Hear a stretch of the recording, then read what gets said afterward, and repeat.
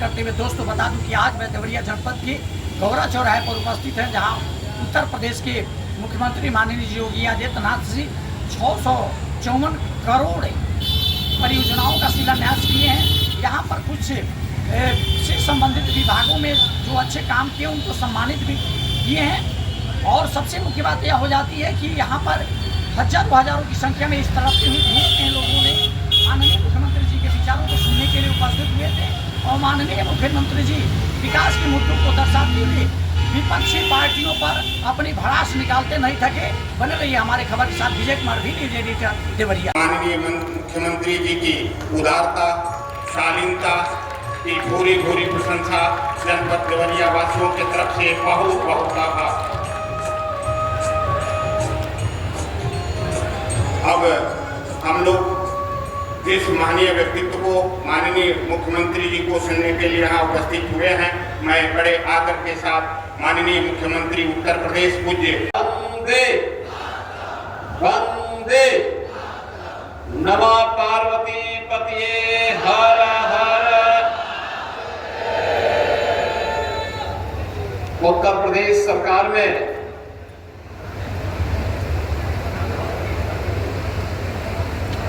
मंत्रिमंडल के बड़े वरिष्ठ सहयोगी, कृषि और कृषि शिक्षा के मंत्री श्री सूर्य प्रताप शाही जी, प्रभारी मंत्री श्री दयाशंकर सिंह जी, ग्राम विकास की राज्य मंत्री श्रीमती विजय लक्ष्मी गौतम जी, देवरिया के लोकप्रिय सांसद श्री शशांक मणि त्रिपाठी जी, लोकप्रिय विधायक डॉक्टर सदामणि त्रिपाठी जी,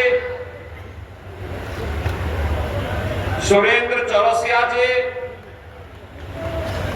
जयप्रकाश निषाद जी, दीपक मिश्रा साका जी, सभा कुमार कुशवाहा जी, विधान परिषद सदस्य डॉक्टर रतनपाल सिंह जी आगे बढ़ा देते हैं। हम मानते हैं कि वर्तमान में पश्चिम एशिया का संकट है।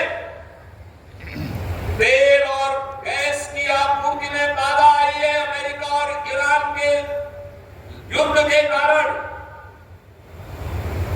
उससे विटामिन मिलना थोड़ा संकटग्रस्त हुआ है, लेकिन हम लोगों ने कहा कि जहां गांव की सड़क की कनेक्टिविटी हो वहां इंटरलॉकिंग का सीसी मार्ग का निर्माण कर दीजिए। जहां हाईवे का भी निर्माण होना वहां पे भी सीसी मार्ग का निर्माण करिए। सीसी मार्ग में मटेरियल की क्वालिटी का ध्यान दे देंगे तो सड़क सामान्य रूप से विटामिन से 5 से 7 वर्ष में मरम्मत के लिए आती है।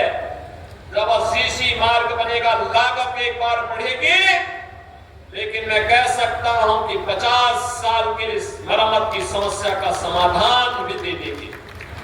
और हमें विकास के इसी मॉडल को अपनाना पड़ेगा, उस दिशा में आगे बढ़ना पड़ेगा। बहनों और भाइयों, सुरक्षा, सुशासन, विरासत और विकास का यमीनो प्रयास एक साथ आगे बढ़ेगा। आप सबका आशीर्वाद यहाँ पर बैठे हुए जनप्रतिनिधियों को अनवरत प्राप्त होते रहना चाहिए। किसी बहकावे में आने की आवश्यकता नहीं, किसी के बहकावे में आने की आवश्यकता नहीं। ये जनप्रतिनिधि आपके विकास के लिए समर्पित भाव के साथ कार्य करते हैं, आपकी योजनाओं को शासन तक पहुंचाते हैं, शासन से उन योजनाओं को जनपद में लेकर के आते हैं और विकास की प्रक्रिया अनवरत रूप से आगे बढ़नी चाहिए। आपने कमल के चुनाव चिन्ह पर अपना वोट दिया, बदले में जनप्रतिनिधि विकास की योजनाओं को, वेलफेयर की योजनाओं को और विरासत से जुड़ी हुई योजनाओं को लेकर के आपके पास आते हैं। याद करिए ना देवरिया वासियों, यही देवरिया है तब सभा के समय में लार में दुर्गा पूजा के जुलूस पर लाठी चार्ज करके उसको बाधित कर दिया जाता था। यही तो जिला है और मुझे आना पड़ा था तब आंदोलन करने के लिए। ये वही जिला है। राम जन्मभूमि आंदोलन में जब लाठियां चलती थी राम भक्तों पर, यानी राम नाम से ही सपा को, कांग्रेस को परहेज था, उनको परहेज था। लेकिन अब अयोध्या में डबल इंजन सरकार की ताकत देखिए, भगवान राम का दुनिया का सबसे बड़ा मंदिर बन गया है, भव्य मंदिर का निर्माण किया। यह आपके वोट की ताकत है।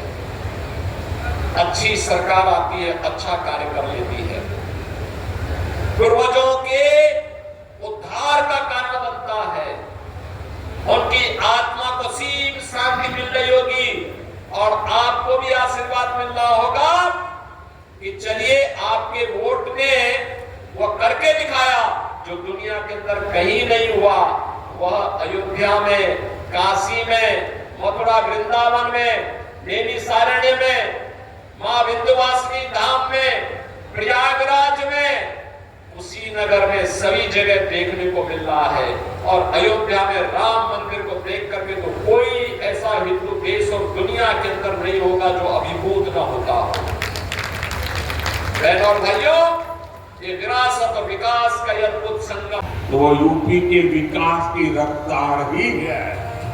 देवरिया जनपद का कण-कण आज अप्रतिम विकास की विलक्षण झलक प्रदर्शित करता है। नेतृत्व में प्रखरता हो तो प्रदेश ऐसे ही संवरता है।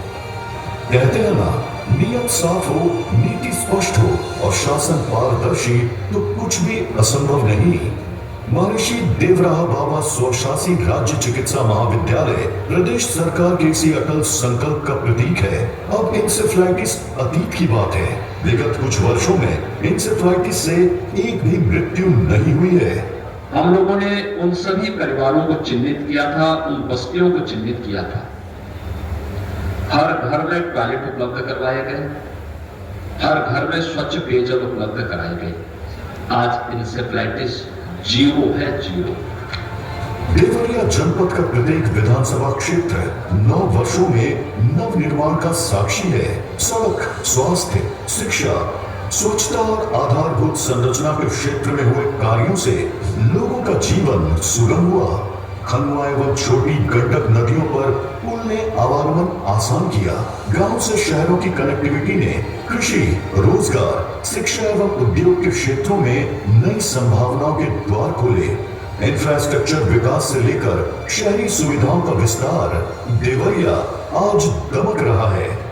समस्त जनपद के लिए गौरव का क्षण है जब प्रदेश को अपनी कर्मठता एवं यशस्वी प्रधानमंत्री जी के विजन से संवारने वाले माननीय मुख्यमंत्री जी के कर कमलों से देवरिया में 655 करोड़ से अधिक की लागत से विभिन्न परियोजनाओं का लोकार्पण एवं शिलान्यास संपन्न हो रहा है।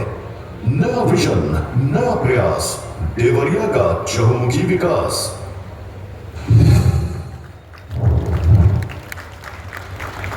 धन्यवाद। थाना तरकुलवा आप सामुदायिक निवास निधि योजना के अंतर्गत 33 लाख की धनराशि का निवेश किया है। माननीय मुख्यमंत्री जी कर कमलों द्वारा सम्मानित करते हुए श्रीमती बम्ही पत्नी श्री नंद किशोर जी, थाना Pathardeva promotion of agriculture migration योजना के तहत 24 लाख का अनुदान की चाबी माननीय मुख्यमंत्री जी अपने कर कमलों द्वारा प्रदान कर रहे हैं। जोरदार तालियां बजाकर इस विहंगम दृश्य का सम्मान करें। श्री उपेंद्र सिंह जी पुत्र श्री रविंद्र सिंह जी, थाना कोतवाली देवरिया। श्री उपेंद्र सिंह जी, आप मुख्यमंत्री युवा उद्यमी योजना के तहत 5 लाख बेकरी कार्य हेतु आपका चेक है।